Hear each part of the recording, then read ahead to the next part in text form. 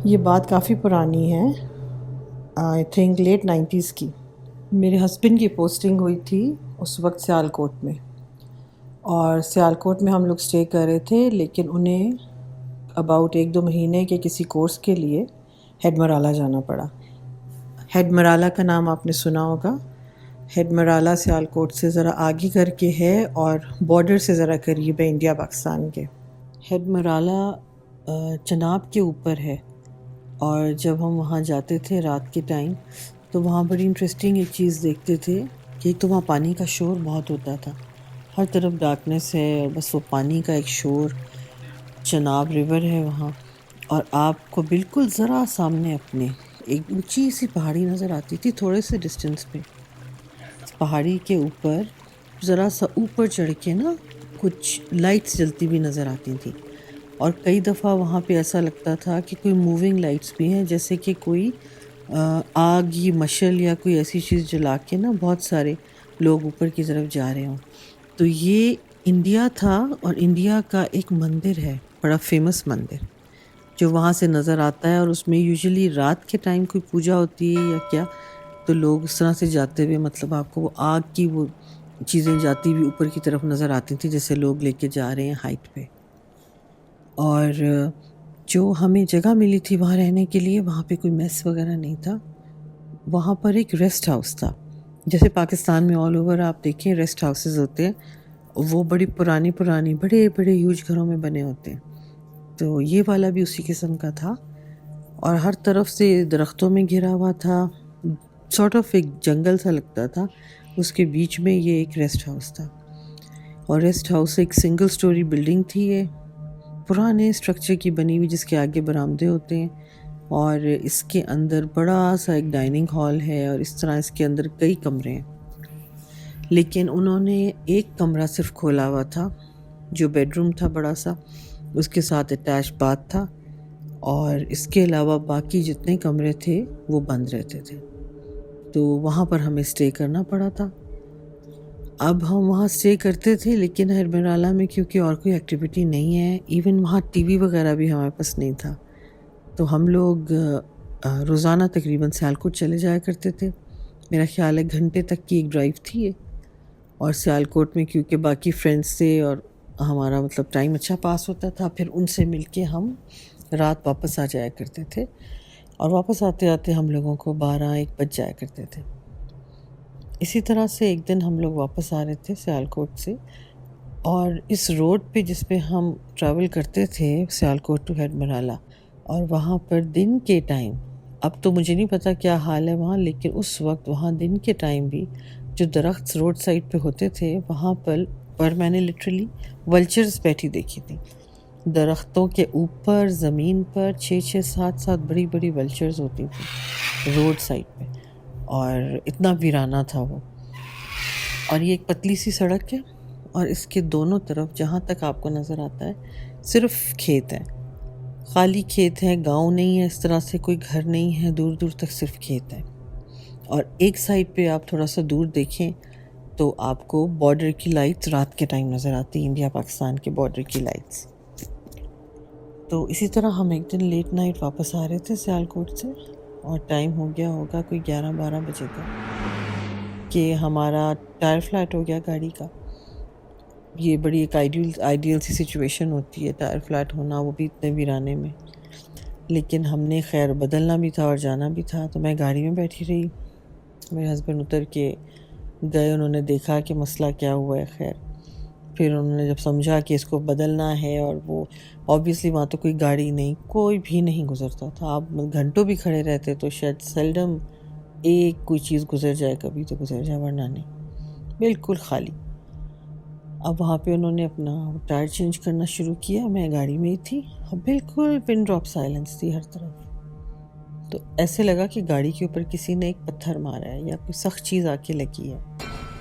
تو وہ پھر میں سمجھی، یا وہ بھی یہ سمجھے کہ اوپر سے درخت سے کوئی چیز ایسے آ کے گری ہوگی، نارمل بات ہے، وہ اپنا کام کرتے رہے۔ میرا خیال ہے کہ 1 منٹ کے پاز کے بعد ایک اور پتھر آ کے لگا، اس کے بعد ایک اور پتھر آ کے لگا، 2 پتھر لگے زور سے گاڑی کے اوپر، اور اتنی خاموشی میں ان کی صاف آواز آئی تھی، اور کیونکہ وہ باہر تھے تو انہوں نے ایون یہ دیکھا کہ وہ پتھر لگ کے گاڑی کو نیچے گرا. اب وہ بھی تھوڑے سے الرٹ ہو گئے اور میں بھی، اور میں اتر گئی گاڑی سے اور ہم نے کھڑے ہو کے دیکھا چاروں طرف کہ کون ہے. کوئی بھی نہیں ہے، کوئی انسان نہیں تھا. یا کوئی شرارت کر رہا ہوتا کہیں چھپ کے بیٹھ کے، تو ایسی کوئی جگہ نہیں تھی کہ کہیں کوئی چھپ کے بیٹھا ہوتا، کیونکہ پلینز آپ سمجھ جائیں کہ دونوں طرف یہ سڑک ہائٹ پہ تھی اور دونوں طرف نیچائی تھی، اور نیچائی میں صرف آپ کو کھیت نظر آ رہے تھے دور تک. خیر اس کے بعد انہوں نے اپنا کام ختم کرنا تھا، انہوں نے مجھے کہا کہ تم گاڑی میں بیٹھ جاؤ. میں بیٹھ گئی اور وہ اپنا اس کو وائنڈ اپ کرتے رہے. جلدی سے انہوں نے ٹائر چینج کیا. اس کے بعد وہ مین وائل ختم کر کے رکھ رہے تھے گاڑی کی ڈکی میں وہ چیزیں وغیرہ. تو پھر سے پتھر لگے گاڑی کے اوپر آ کے 2-3، اور ان پتھروں کا میں آپ کو یہ ایکسپلین کر رہی ہوں کہ وہاں پہ کوئی جگہ نہیں تھی جہاں سے کہ وہ آ رہے ہوں یا کوئی درخت کے پیچھے چھپ کے بیٹھا ہو، کیونکہ وہاں درخت بھی نہیں تھے. اب ہم دونوں کو یہ فیل ہو گیا تھا کہ یہ کافی ویئرڈ سچویشن ہے، یہ نارملی کسی انسان پہ شک ہو سکتا ہے لیکن وہاں کوئی چانس ہی نہیں تھا. تو خیر ہم نے گاڑی نکالی وہاں سے اور ہم لوگ آرام سے پہنچ گئے اپنے ریسٹ ہاؤس. اب ریسٹ ہاؤس کے اندر کا تھوڑا سا ایکسپلین کرتی چلوں کہ ایک بہت بڑا سا ہال نما کمرہ تھا، وہ ان کا ڈائننگ روم تھا جو کہ وہ بند رکھتے تھے، اور ایک بیڈ روم دیا تھا ہمیں جو بہت بڑا سا تھا، اور اس کے ساتھ ایک جو باتھ تھا اٹیچ. اس باتھ کے اندر ایک پرانے وقتوں کا نا جیسے ٹب ہوتا تھا، لیکن وہ اسی کے اندر بلٹ ان سا ہوتا تھا، اور اس پہ عجیب ڈل سا بلو کلر کا پینٹ ہوا تھا، اور اس کے جو ٹیپس تھے وہ ان کے اوپر رسٹ سا لگا ہوا تھا، جیسے کسی نے کب سے استعمال ہی نہیں کیا. پتہ لگ رہا تھا کہ بہت پرانی ایک جگہ ہے. اور سب سے عجیب چیز جو اس میں تھی وہ یہ تھی کہ ہمارا جو روم تھا، ہمارے روم کے اندر ہی ایک بہت بڑا دروازہ تھا. ایک دروازہ تو انٹرنس کا ہوتا ہے جسے آپ کمرے میں آتے ہیں، ایک واش روم کا ہوتا ہے، اس کے اندر ایک بہت بڑا دروازہ تھا جو کہ آپ سوچیں کہ لکڑی کا تھا، پرانے زمانے کا دروازہ جسے آپ آج کل دیکھیں گے لوگ اینٹیک ڈورز کے طور پہ یوز کرتے ہیں. وہ اتنا بڑا دروازہ بیڈ روم کے اندر تھا، اور وہ اس کے اوپر ایک بڑا سا لوہے کا تالا لگا ہوا تھا، تالا بھی پرانے زمانے کا. تو یہ کمرے کے اندر اتنا بڑا دروازہ دیکھ کے مجھے یہ لگا تھا کہ ہو سکتا ہے جو اب انہوں نے بیڈ روم بنایا ہو اس کے ساتھ کوئی اٹیچڈ روم ہو، یا پھر یہ لاؤنج ہو ان کا، وہ جو بھی ہو انہوں نے اسے ڈسکنیکٹ کرنے کے لیے اس پہ ایک تالا لگایا تھا.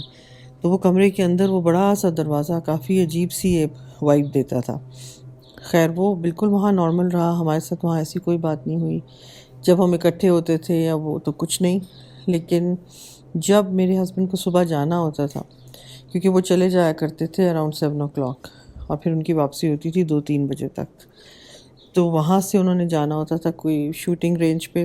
اس قسم کا کچھ تھا، تو وہ کافی اور دور تھی مزید. تو میں وہاں پر پھر اکیلی ہوتی تھی. مجھے کچھ ویئرڈ فیل نہیں ہوا کبھی بھی، سوائے ایک دفعہ کے